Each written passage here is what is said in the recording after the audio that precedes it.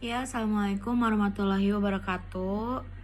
Ya, teman-teman, di sini saya ingin mempresentasikan hasil materi dari Bank Indonesia. Saya sendiri dari Prodi Ekonomi, Fakultas Ekonomi dan Bisnis dari Universitas Muhammadiyah Yogyakarta. Nah, saya bernama Putri Nabila Fakrana dengan NIM 2018 0430 176 dari Matkul Kebank Sentralan. Lanjut ya teman-teman, langsung kita mulai dari Bank Indonesia. Nah, status dan kedudukan lembaga negara ini lembaga negara yang sangat independen. Babak baru dalam sejarah BI sebagai bank sentral yang independen dalam melaksanakan tugas dan wewenangnya dimulai ketika sebuah UU baru yaitu UU nomor 2399 tentang BI dinyatakan berlaku pada tanggal 17 Mei tahun 99 dan sebagaimana telah diubah dengan Undang-Undang Republik Indonesia Nomor 6 Tahun 2019. Undang-undang ini memberikan status dan kedudukan sebagai suatu lembaga negara yang independen dalam melaksanakan tugas dan wewenangnya, bebas dari campur tangan pemerintah atau pihak lain, kecuali ya teman-teman yang tegas diatur dalam undang-undang UU itu sendiri. Nah, di BI juga mempunyai otonomi yang sangat penuh dalam merumuskan dan melaksanakan setiap tugas dan wewenang-wewenangnya teman-teman, yang ditentukan tentunya dalam UU ya teman-teman. Nah, BI juga sangat berkewajiban nih teman-teman untuk menolak atau mengabaikan intervensi dalam bentuk apapun dari pihak mana. Nah, sebagai badan hukum teman-teman, status BI baik sebagai badan hukum publik maupun badan hukum perdata ditetapkan dengan UU sebagai badan hukum publik. BI sangat berwenang pada menetapkan peraturan-peraturan hukum yang merupakan pelaksanaan dari undang-undang yang mengikat teman-teman. Nah, seluruh masyarakat luas sesuai dengan tugas dan wewenang-wewenangnya. Nah, sebagai badan hukum perdata juga BI dapat bertindak teman-teman untuk dan atas nama sendiri di dalam maupun di luar pengadilan. Nah, lanjut teman-teman, ada tujuan dan tugas ya. Tujuan dan tunggal itu dalam kapasitasnya sebagai bank sentral. BI juga mempunyai satu tujuan. Satu tujuan tunggal ya teman-teman. Untuk apa? Untuk mencapai dan memelihara kestabilan nilai rupiah.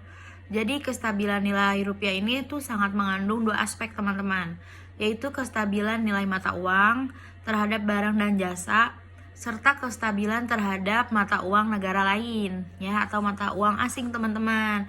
Nah, aspek pertama tercermin pada perkembangan laju inflasinya teman-teman, sementara aspek kedua tercermin pada perkembangan nilai tukar rupiahnya.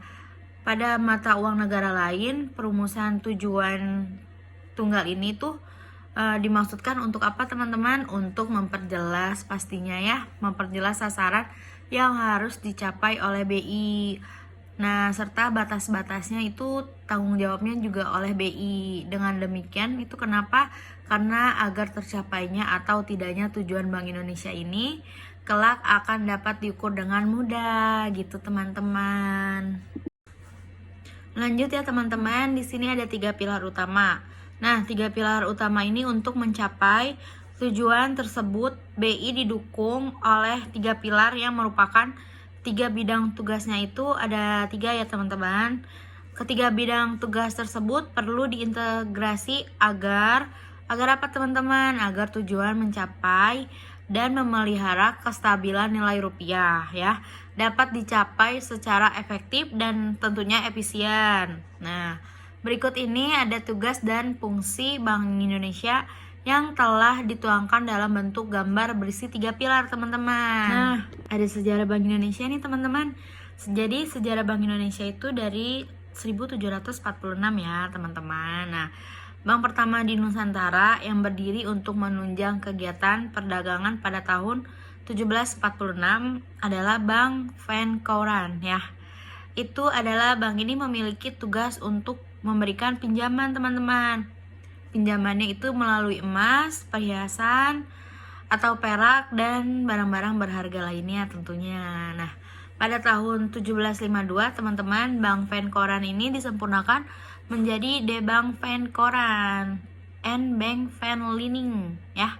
Ya teman-teman, bank ini bertugasnya apa? Memberikan pinjaman kepada pegawai VOC agar mereka dapat menempatkan dan memutarkan uang mereka pada lembaga ini tentunya ya. Hal ini dilakukan karena apa? Karena adanya iming-iming imbalan bunga nih teman-teman ya. Pastinya memang sampai saat ini juga setiap bank pasti ada bunganya ya teman-teman. Nah, lanjut 1818 ya teman-teman. Ditutuplah Bank Van Koran dan Bank Van Liening karena krisis keuangan ternyata teman-teman. Lanjut ya teman-teman, 1828 itu didirikan ya De Japanese Bank ya. Pendirian bank ini yang nantinya menjadi cikal bakal Bank Indonesia teman-teman. Nah, pemerintah kerajaan Belanda memberikan oktrooi atau hak-hak istimewa kepada bank ini, Bank DJB, untuk bertindak sebagai bank sirkulasi ya teman-teman.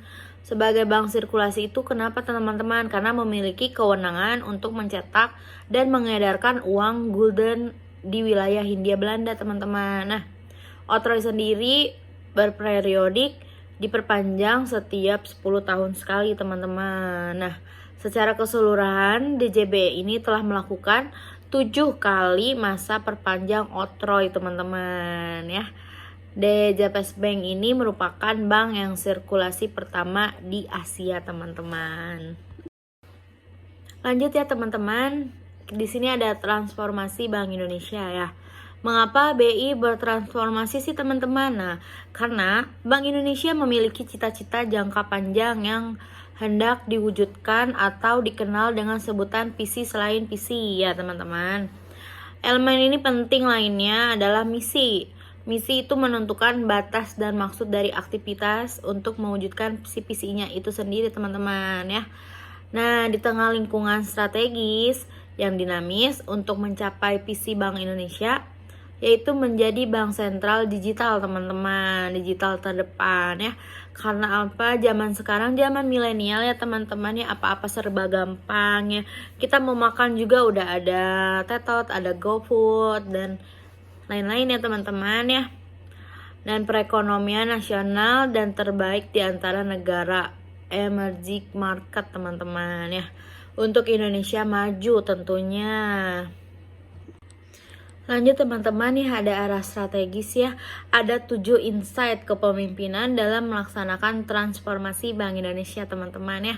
Yang pertama ada cinta BI ya, itu untuk mencintai lembaga dengan sepenuh hati teman-teman. Ada cinta ilmu yang kedua ya, untuk terus belajar setinggi mungkin, tak hanya ilmu yang diperlukan untuk melaksanakan pekerjaan saat ini ya. Yang ketiga ada berpikir strategis teman-teman. Berpikir strategis ini untuk berpikir ya secara strategis tentunya ya. Yang keempat ada memimpin perubahan teman-teman ya, agar setiap hari dapat menjadi lebih baik dari sebelumnya tentunya teman-teman. Yang kelima kita ada gaining commitment ya, itu untuk memobilisasi dan menempatkan komitmen orang lain yang khususnya dalam tim yang memimpin teman-teman. Yang keenam ada cinta Tuhan, untuk secara beribadah dan bermeditasi sesuai agama dan kepercayaannya masing-masing teman-teman. Yang ketujuh ada cinta keluarga pastinya teman-teman ya, untuk keharmonisan keluarga agar pekerjaan di kantor pun dapat dilaksanakan dengan baik. Nah, ada arah strategis Bank Indonesia nih teman-teman ya. Pertama itu ada penetapan visi dan misi ya. Di bawah itu ada penetapan 12 program strategis BI. Lanjut ada transformasi kebijakan. Di sebelah itu ada transformasi organisasi teman-teman. Dan tentunya ada transformasi SDM dan kinerja budaya kerja ya teman-teman. Nah, ada pencapaian program teman-teman yang banyak sekali, ada IMF itu 2018 ya. Indonesia itu telah terpilih sebagai tuan rumah IMF WB Annual Meeting teman-teman pada tahun 2018. Nah, pertemuan ini merupakan pertemuan terbesar dunia dalam bidang ekonomi dan keuangan pastinya teman-teman.